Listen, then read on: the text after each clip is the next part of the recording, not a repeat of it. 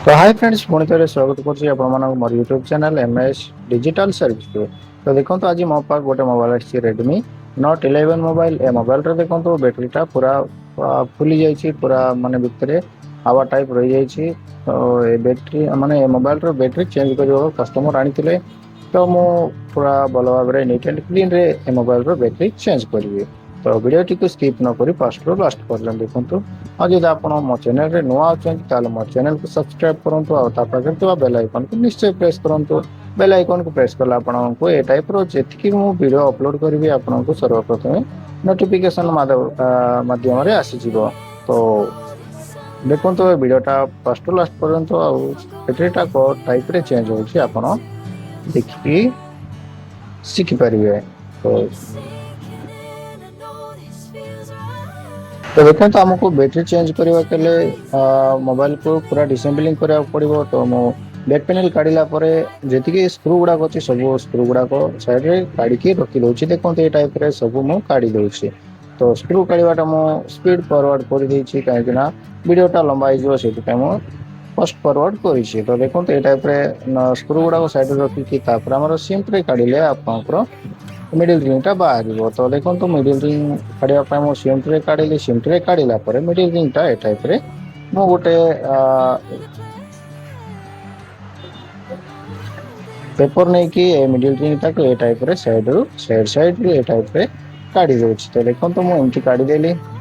काढ़ला देखो तो हमर बैटरीटा काढ़ी आपको देखिए भी को टाइप रे फुली जाइए। तो देख पारे मो मिडिल रिंगटा काढ़ी देली। काढ़ला साइड रे रखिदबा एटा को। तो देख पारे हूँ बैटरी भी डिस्कनेक्ट करदेवी। तो देख पारे मुझे डिस्कनेक्ट कर दूसरी। तो देखो ये मोबाइल रे आमर BN5D बैटरीटा लगी। तो ये माने ए मॉडल रो बैटरी ए मोबाइल रे पड़ो माने रेडमी नोट 11 मोबाइल रे BN5D मोबाइल पड़ो। तो मन रखु। तो देख पारे मुझे टाइप रे बैटरीटा काढ़ी दूसरी साइड रो ए टाइप रो उठेले आपन बैटरीटा ए टाइप रे सहज रे बाहर पड़ो। तो देखो जेहेतु यहाँ टी टाइट लगी जाइए से मु ओपनर भी यूज करी। तो देखी पारे बैटरीटा पूरा ए टाइप रे फुल भितर हवा रही जाइए, पूरा फुली जाइए। तो देखी पारे तो ये मोबाइल रो आमे नुआ बैटरीटा पकेगा। तो देख पाते मु यूज करुची इप्पो मोबाइल इप्पो मोबाइल नहीं तो इप्पो बैटरीटा माने इप्पो कंपनी रो बैटरी में यूज करुची कहीं ए बैटरीटा आपंकर चार्ज अधिका जगिबो। तो सेतिपा मु ए बैटरी सब माने मैक्सिमम यूज करुची। तो देखी पारे मु ए टाइप रे